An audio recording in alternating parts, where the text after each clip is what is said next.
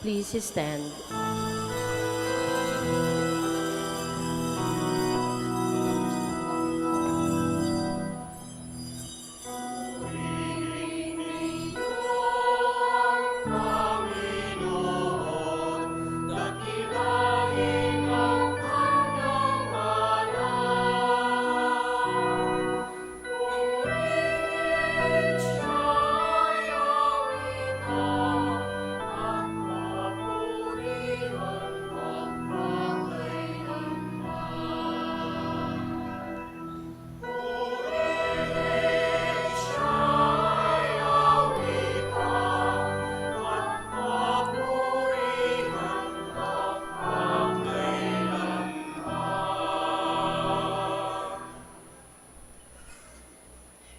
In the name of the Father, and of the Son, and of the Holy Spirit.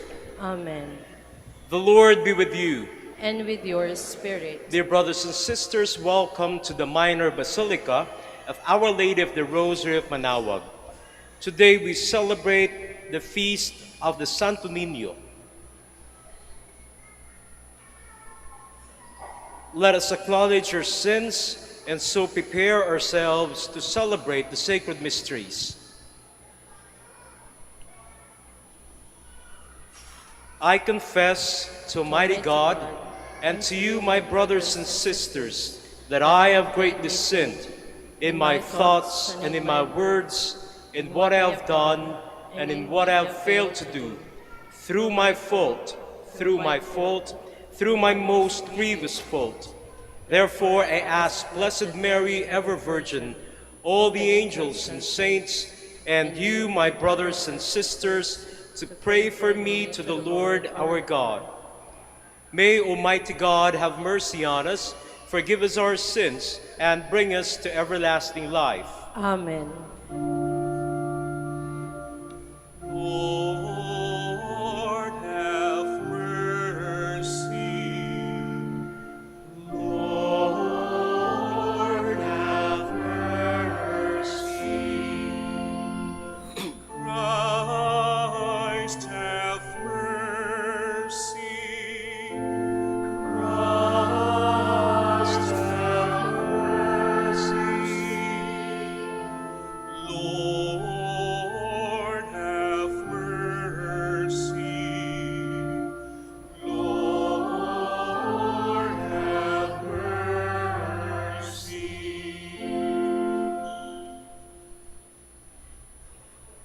Gloria in excelsis Deo. Glory to God in the highest, and on earth peace to people of His will. We praise you, we bless you, we adore you. We glorify you. We give you thanks, as our Lord is, Lord God.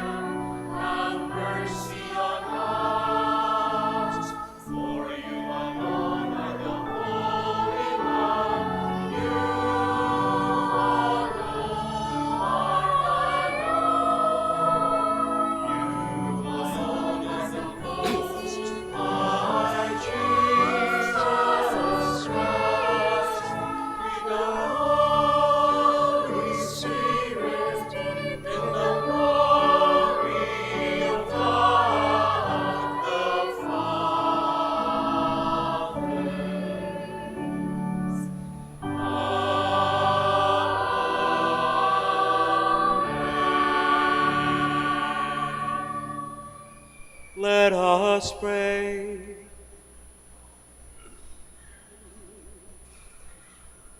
Almighty God, your only Son, begotten from all ages, humbled himself as a child in Nazareth and became subject to Mary and Joseph. Grant that we may learn from his example to embrace your will in all things, and holding fast to the dignity of all, serve our lowly brothers and sisters with open hearts and gentle heart. We ask this through our Lord Jesus Christ, your Son, who lives and reigns with you in the unity of the Holy Spirit, God forever and ever.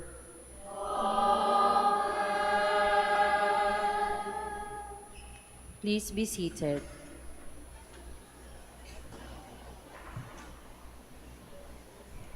Isaiah prophesies that through the child who shall be called Prince of Peace, the Lord will grant peace and rejoicing to his people. A reading from the book of Prophet Isaiah. The people who walk in darkness have seen a great light. Upon those who dwelt in the land of gloom, a light has shone.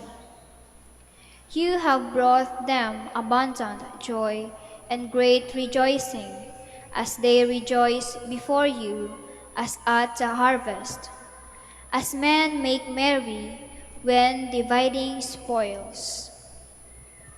For the yoke that burdened them, the pole on their shoulders, and the rod of their taskmaster you have smashed, as on the day of Midian.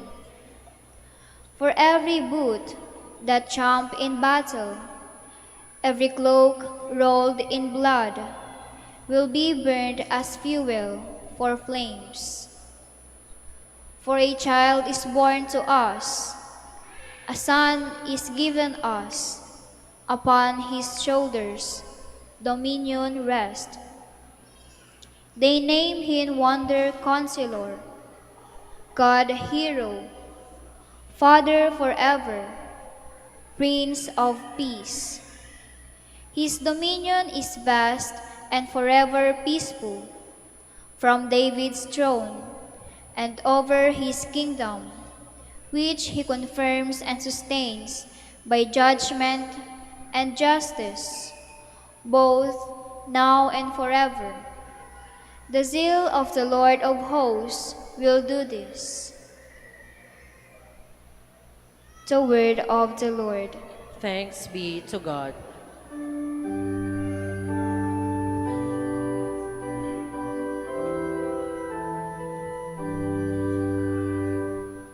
The Lord is King, let the many else be glad.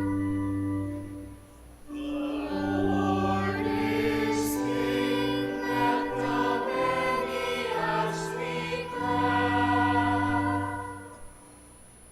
Sing to the Lord a new song, for he has done wondrous deeds. His right hand has won victory for him, his holy arm.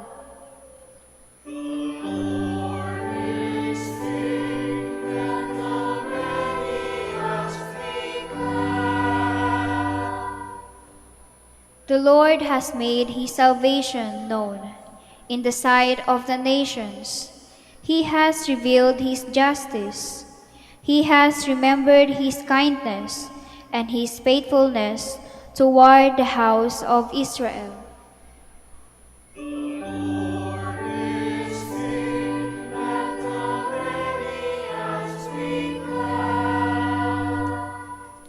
All the ends of the earth have seen the salvation by our God. Sing joyfully to the Lord.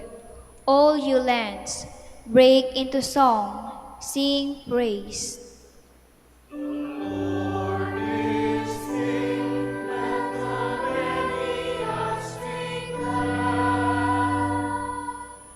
Sing praise to the Lord with the harp. with the harp and melodious song, with the trumpets and the sound of horn, sing joyfully before King the Lord.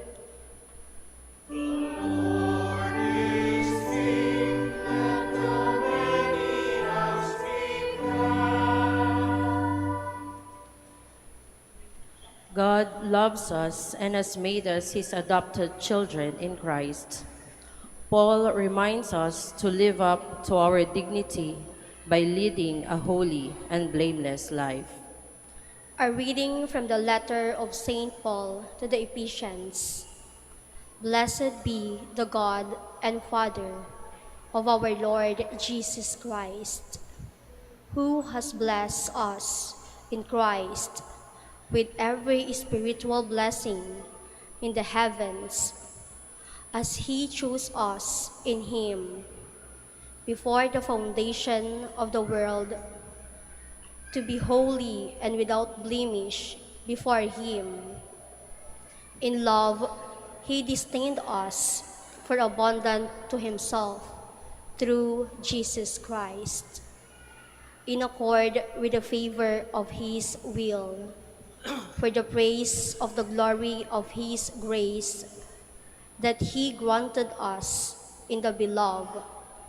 Therefore, I, too, hearing of your faith in the Lord Jesus, and of your love for all the holy ones, do not cease giving thanks for you, remembering you in my prayers, that the God of our Lord Jesus Christ, the Father of glory, may give you a spirit of wisdom and revelation, resulting in knowledge of him. May the eyes of your hearts be enlightened, that you may know what is the hope that belongs to his call, what are the riches of glory in his inheritance among the holy ones. The word of the Lord. Thanks be to God. Please stand.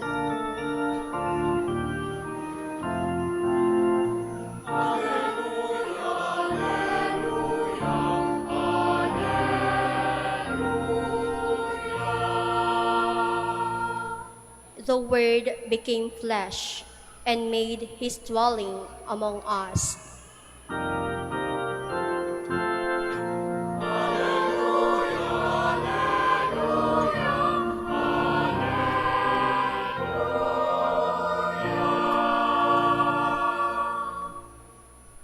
The Lord be with you. And with your spirit. A reading from the Holy Gospel according to Mark. Glory to you, O Lord.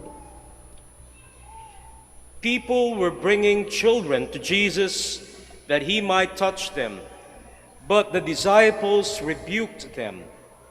When Jesus saw this, he became indignant and said to them, "Let the children come to me. Do not prevent them, for the kingdom of God belongs to such as these. Amen, I say to you, whoever does not accept the kingdom of God like a child will not enter it." Then he embraced the children and blessed them, placing his hands on them. The Gospel of the Lord. Praise to you, Lord Jesus Christ. Please be seated.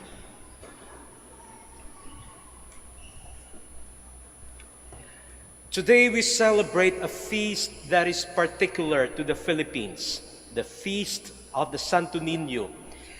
Napakalakas ng ating debosyon ng mga Pilipino sa imahe ni Cristo bilang Santo Niño, kaya't binigyan tayo ng special indult ng Roma upang ipagdiwang ang ikatlong linggo ng Enero para sa kapistahang ito. At hindi naman katakataka dahil kahit saan tayo bumaling, makakakita tayo ng imahe ng Santo Niño sa bahay, sa opisina, sa eskwelahan, sa mga pampublikong sasakyan, sa airport, makakakita ka ng imahe ng Santo Niño at iba-iba ang suot ng mga Santo Niño. Mayroon yung tradisyonal, yung parang Santo Niño de Cebu, at meron ding nakabasketball, meron suot doktor, meron suot pulis, at lahat na maaari nating ma-imagine pwede nang ipasuot sa Santo Niño. Kahit may tatanong natin, bakit nga ba napakalakas ng ating debosyon sa Santo Niño? Siguro dahil likas sa atin, lalo na sa ating mga Pilipino, ang maging mahilig sa mga bata. Kapag bata kasing pinag-uusapan, malapit agad ang ating mga puso. Ang mga bata ay gusto nating alagaan, ang mga bata ay gusto nating mahalin, ang mga bata ay gusto nating kalingain. Subalit, hindi lamang doon nakabatay ang dahilan kung bakit nararapat lamang na ipagdiwang natin ang kapistahan ng Santo Niño. Higit sa lahat, ang araw na ito ay nagpapakita sa atin kung ano nga ba ang dapat nating maging tingin sa mga bata. Ano ang katangian ng mga bata na nararapat nating tularan? Dito sa ating ebanghelyo, narinig natin yung ginawa ng ating Panginoong Hesus. Tinuturo niya kung papaano nga ba makakapasok ang tao sa kaharian ng Diyos. Marami kasing haka-haka ang mga tao kung paano makarating sa kaharian ng Diyos. Siguro sa kaisipan ng ilan, kinakailangan ikaw ang pinakamabait. Kinakailangan ikaw ang pinakamagaling. O di kaya naman pinakabanal, pinakamatalino. Pero para ipaliwanag kung papaano nga ba makapasok sa kaharian ng Diyos, ang ginawa lamang ng Panginoon, kumuha siya ng isang bata. At sabi niya, hayaan ninyong lumapit sa akin ang mga bata. Huwag niyo silang pigilan dahil sa kanila, nasa sa kanila ang kaharian ng Diyos. At dinugtungan pa ng ating Panginoon, sabi niya, ang sino mang hindi tumatanggap ng kaharian ng Diyos tulad ng isang bata, ay hindi makakapasok dito. Sa makatwid, kung gusto nating pumasok sa kaharian ng Diyos, kinakailangan maging tulad tayo ng isang bata. Alam natin yung mga usual na katangian ng mga bata. Inosente, mabait, madaling i-guide, susunod sa iyo yan. Pero palagay ko, hindi doon nakabatay yung gustong ipaliwanag ng ating Panginoon, kaya niya ginamit yung bata.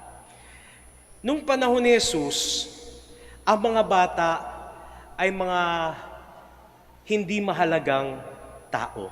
They were insignificant. Kasama nila yung mga widows, yung mga mahihirap, at yung mga bata. Sila yung mga itinuturing na insignificant doon sa kanilang society. Kaya hindi mo pag-aaksayahan ng panahon. Hindi mo paglalaanan ng oras dahil mga bata lang naman yan. Huwag mo nang paglaanan ng maraming pagtuturo, mga bata lang yan. Hayaan mo na, hindi importante. But there is something about that. The insignificance of a child. Because in that insignificance of a child, when we strive to be as insignificant of a child, yun ang magiging dahilan kung bakit tayo makakapasok sa Panginoon. Because in that insignificance, we can see humility. And humility is a big factor kung papaano tayo makakapasok sa kaharian ng Diyos. Akala ng mga tao, kinakailangan para makapasok sa kaharian ng Diyos, ikaw ang pinakamagaling, pinakamatalino, pinakasikat. But Jesus said, no, you have to learn to be insignificant. Di ba tayo mga tao, tayo mga Pilipino, gustong-gusto natin nadidikit tayo sa mga taong popular. Halimbawa, may sikat na artistang dumating. Anong gusto natin mangyari? Magpapa-selfie tayo. Kailangan makapagpa-selfie tayo para maipakita natin sa ating mga kakilala, oy, may picture ako, sikat na tao yung kasama ko. O di kaya naman dumating yung presidente ng Pilipinas. Gusto natin makapagpa-selfie. Oy, may picture ako, kasama ko yung presidente ng Pilipinas. Dahil somehow kapag naiisip natin na kapag kadikit natin ang isang sikat, yung kasikatan niya, it will rub off to us. Kahit papaano meron tayong bragging rights. Napapansin niyo ba? Hindi naman tayo magpapapicture sa mga pulubi sa labas. Hindi naman tayo magpapapicture kung hindi sikat yung isang tao. Sabihin natin, sino ba naman yan? Bakit ko pag-aaksay ng panahon? Pero we take time para magpapicture sa mga taong may pangalan. And even in how we move in society, di ba? Halimbawa, how do we work in the government? Para mabilis yung mga papel mo, proseso mo, kailangan may kilala kang big name sa gobyerno para mapadali yung iyong kung ano nga yung pinapalakad mo. So, parang yung kultura natin, it gravitates toward those people who are popular. It gravitates towards people who are important, very significant. Pero sabi ng Panginoon, kung gusto mo makapasok sa kaharian ng Diyos, huwag mo masyadong pag-aksayan ng panahon na to associate with the big shots lamang. Don't spend your time trying to belong to people who are in power. But if you want to enter the kingdom of God, spend time with those who are insignificant in society. Paglaanan mo ng oras, yung mga walang pumapansin, yung mga taong hindi makakapagbigay sa'yo ng kahit na anong favor, yung mga taong walang-wala. And that is the only time you can enter the kingdom of God. Kaya nga yung dinala ng Panginoon, yung tinanong siya, paano makakapasok sa kaharian ng Diyos? Hindi niya kinuha yung isang pinakasikat sa kanila. Kinakailangan kasing sikat kayo nito. Kinakailangan kilala nyo ang sikat na ito. Hindi. Ang kinuha ng Diyos, ang kinuha ni Jesus, yung isang batang walang-wala. Yung isang batang hindi importante. Para bang sinasabi niya sa mga tao, if you want to enter the kingdom of God, learn to love people like this, those who are very insignificant in your life. Kasi di ba napakadaling i-ignore yung mga taong wala namang favor na may bibigay sa atin? Napakadaling i-ignore yung mga taong nandun lang sa kalsada, parang di nala natin pansinin, pero mas gusto nating pagkaabalahan yung mga taong may maibibigay na pabor sa atin, yung mga politiko, yung mga matataasang posisyon, yung mga sikat, we would love to be with them. But Jesus says, remain humble. You don't need these things to go to the kingdom of God. Dahil ang kailangan lamang sa kaharian ng Diyos, bukod sa pusong mapagpakumbaba, ay yung pusong kayang magmahal ng mga taong walang nagmamahal. And I believe that that is the biggest message that we are being given as we celebrate the feast of the Santo Niño. It's not simply about the youthfulness of a child. It's not simply about the innocence of the child. It's more than just the purity of the child, but it is about learning to love those who are little, learning to love those who are insignificant. So as we pray in this feast day of the Santo Niño, may we not only learn to imbibe the characteristics of a child, but in our life, may we learn always to love those who are little, those who are insignificant in society. And I believe that if we do that all the time, Jesus will be telling us, come my child, enter the kingdom of God.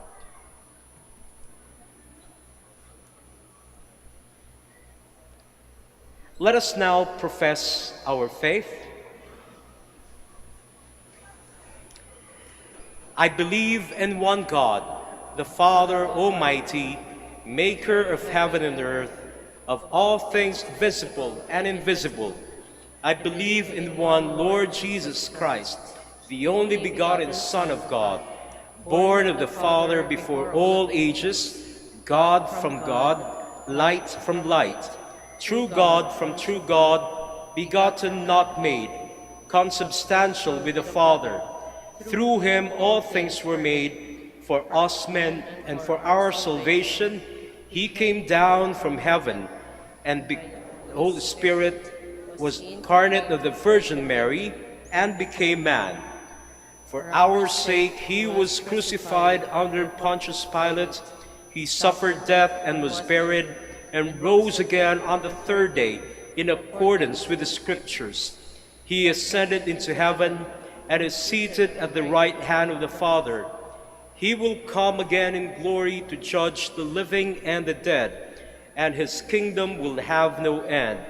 I believe in the Holy Spirit, the Lord, the giver of life, who proceeds from the Father and the Son, who with the Father and the Son is adored and glorified, who has spoken through the prophets. I believe in one holy, Catholic, and Apostolic Church. I confess one baptism for the forgiveness of sins, and I look forward to the resurrection of the dead and the life of the world to come. Amen. The Holy Child reminds us of God's power at work in our humility and weakness. Let us pray with confidence to the Father, for we are all his children. Let us pray. Listen to the prayers of your children, Father. Listen to the prayers of your children, Father.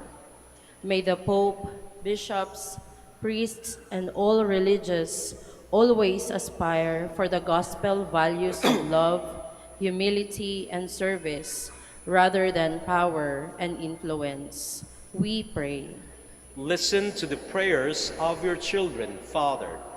May our civil and political leaders become fully convinced that true greatness is attained through service and care, especially for the weak and those who have less in life. We pray. Listen to the prayers of your children, Father.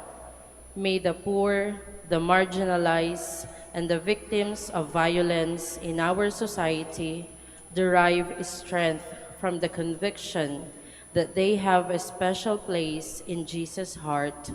We pray. Listen to the prayers of your children, Father. May our devotion to the Santo Niño help us grow in wisdom and grace before God, keep the spirit of a child, and live with our brothers and sisters in openness, freedom, and friendship. We pray. Listen to the prayers of your children, Father.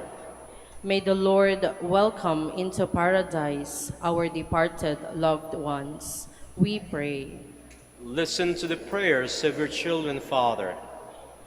Let us pray for the intentions of this Mass, for the devotees of Our Lady of Manaoag, and our personal intentions. We pray. Listen to the prayers of your children, Father.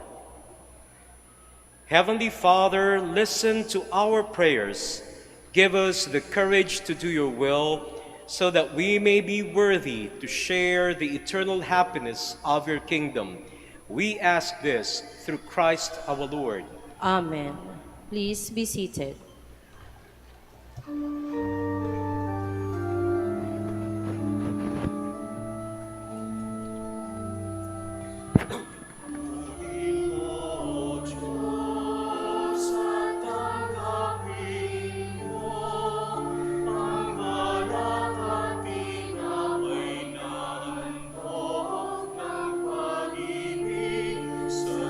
Isang naming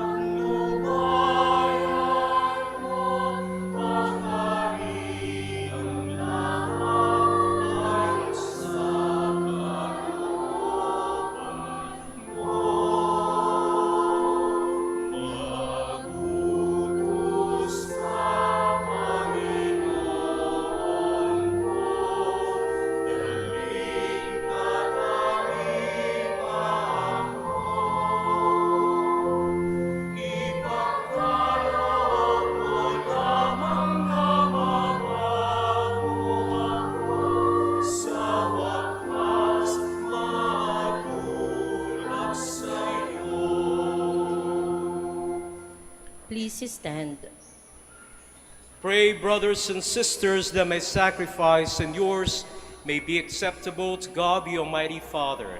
May the Lord accept the sacrifice at your hands for the praise and glory of his name, for our good and the good of all his holy church. God our Creator, we offer the gifts of bread and wine to recall the childhood of your only Son. Let our offering become the sacrifice of him who brought forgiveness and peace to the world. Grant this through Christ our Lord. The Lord be with you. And with your spirit, Lift up your hearts. we lift them up to the Lord. Let us give thanks to the Lord our God. It is right and just. It is truly right and just, our duty and our salvation, always in every word to give you thanks. Lord, Holy Father, Almighty and Eternal God, through Christ our Lord. For on the feast of this awful mystery, though invisible in his own divine nature, he has appeared visibly in us, and begotten before all ages, he has begun to exist in time, so that raising up in himself all that was cast down, he might restore unity to all creation, and cause straying humanity back to the heavenly kingdom. And so with all the angels we praise you, as in joyful celebration we acclaim.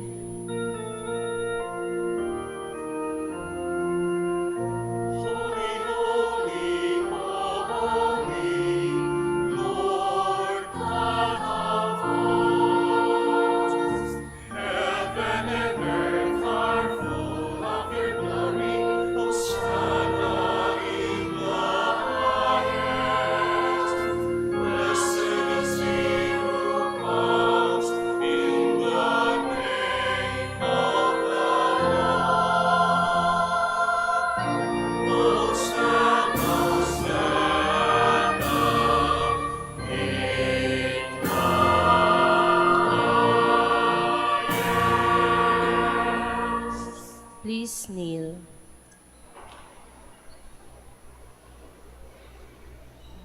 You are indeed holy, O Lord, the fount of all holiness. Make holy, therefore, these gifts, we pray, by sending down your Spirit upon them like the dewfall, so that they may become for us the body and blood of our Lord Jesus Christ. At the time he was betrayed and entered willingly into his passion, he took bread and giving thanks, broke it, and gave it to his disciples, saying, "Take this, all of you, and eat of it, for this is my body, which will be given up for you."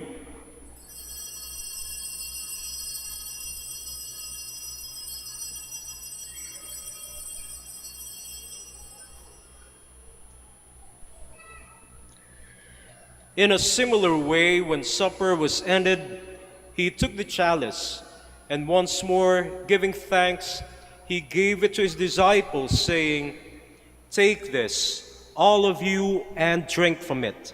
For this is a chalice of my blood, the blood of the new and eternal covenant, which will be poured out for you and for many, for the forgiveness of sins.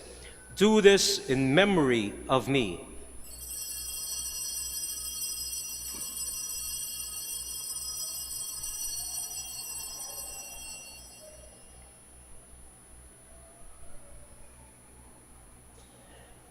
The mystery of faith. When we eat this bread and drink this cup, we proclaim your death, O Lord, until you come again. Therefore, as we celebrate the memorial of his death and resurrection, we offer you, Lord, the bread of life and the chalice of salvation, giving thanks that you have held us worthy to be in your presence and minister to you. Humbly we pray that partaking of the body and blood of Christ, we may be gathered into one by the Holy Spirit. Remember, Lord, your church spread throughout the world and bring her to the fullness of charity, together with Francis, our Pope, and Socrates, our Bishop, and all the clergy. Remember also our brothers and sisters who have fallen asleep in the hope of the resurrection, and all who have died in your mercy. Welcome them into the light of your face. Have mercy on us all, we pray, that with the Blessed Virgin Mary, Mother of God, with blessed Joseph, her spouse, with the blessed apostles, and all the saints who have pleased you throughout the ages, we may merit to be co-heirs to eternal life and may praise and glorify you through your Son, Jesus Christ. Through him and with him and in him, O God, Almighty Father, in the unity of the Holy Spirit, all glory and honor is yours forever and ever.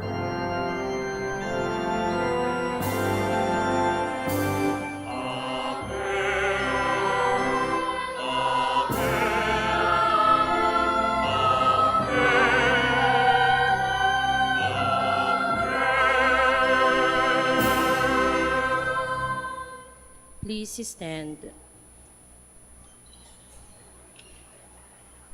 At the Savior's command, informed by divine teaching, we dare to say,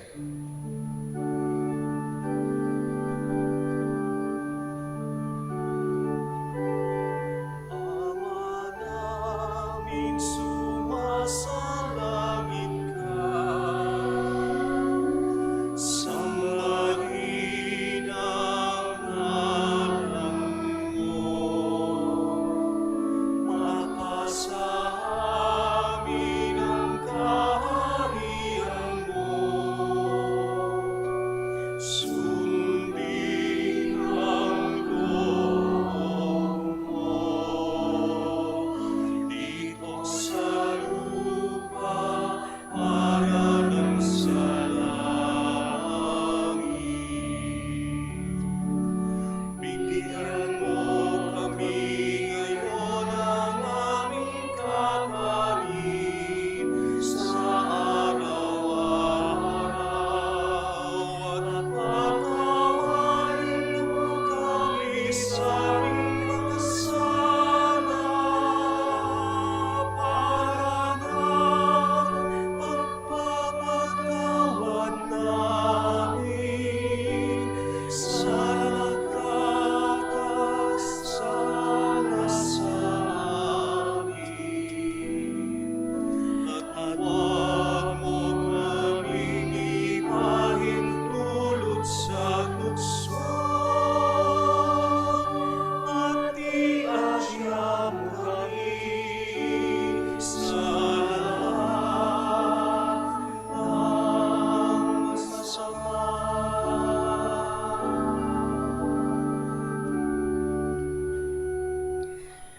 Deliver us, Lord, we pray, from every evil.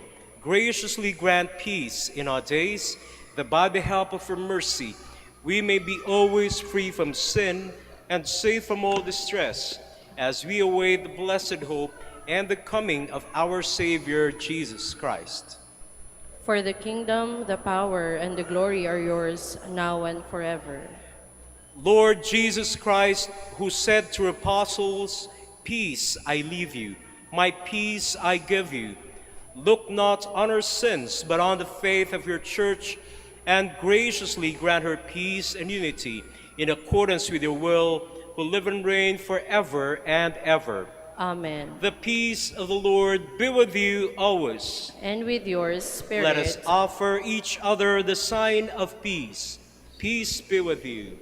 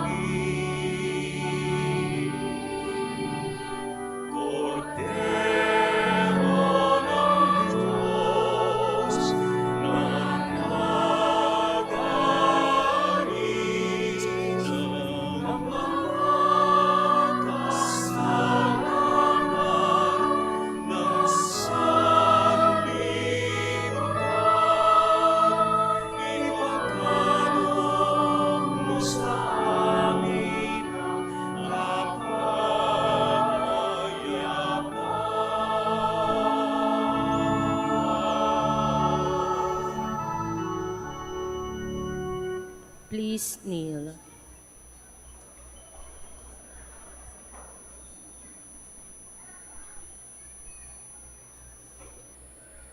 Behold the Lamb of God.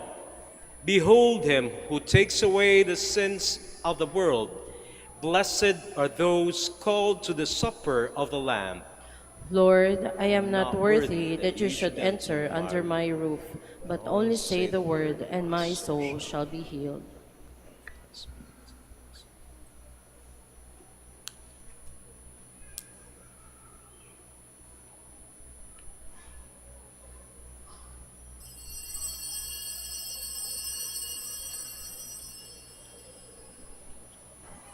Paalala po sa lahat, sa inyong pagtanggap ng communion, pakibaba na po ang face mask. Kapag sinabi sa inyo, Body of Christ, tanggapin ng inyong dalawang kamay ang hostya at sumagot ng amen. At isubo na agad ang hostya upang maiwasan po ang pagkahulog nito. Salamat po.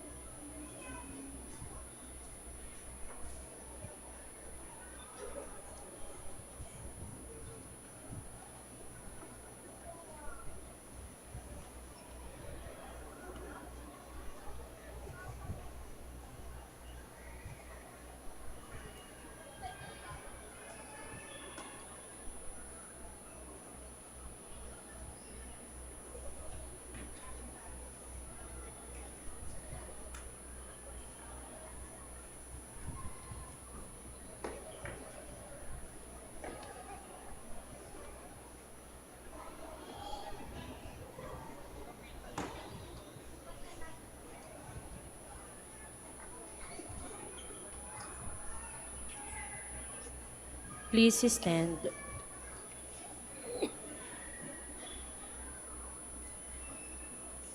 Let us pray. Loving Father, you have nourished us at the banquet in honor of the child born of the Virgin. We pray that we may advance in wisdom and grow daily in faith and works of love, so that we may find favor in your sight. Grant this through Jesus Christ our Lord.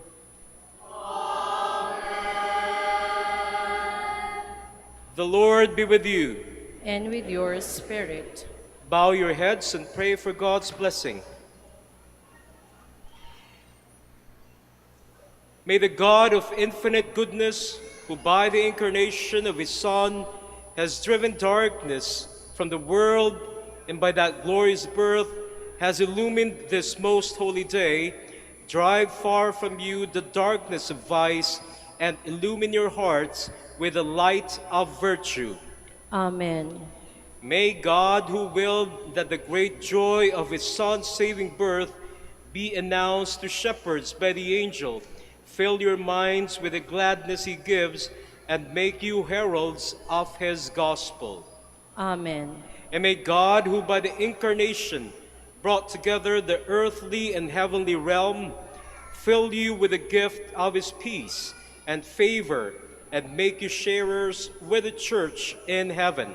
Amen. And may the blessing of Almighty God, the Father, and the Son, and the Holy Spirit come down on you and remain with you forever. Amen. Go forth, the Mass is ended. Thanks be to God.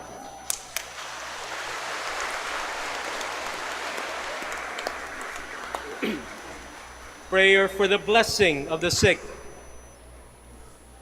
God, our Almighty Father, by your blessing you give us strength and support in our frailty. Turn with kindness toward our sick brothers and sisters. Free them from all illness and restore them to good health. Through the intercession of Our Lady of the Rosary of Manaoag, so that in the sure knowledge of your goodness, they will gratefully bless your holy name. We ask this through Christ our Lord. Amen. Prayer for the blessing of rosaries and other religious articles. You may bring them out if you have them with you.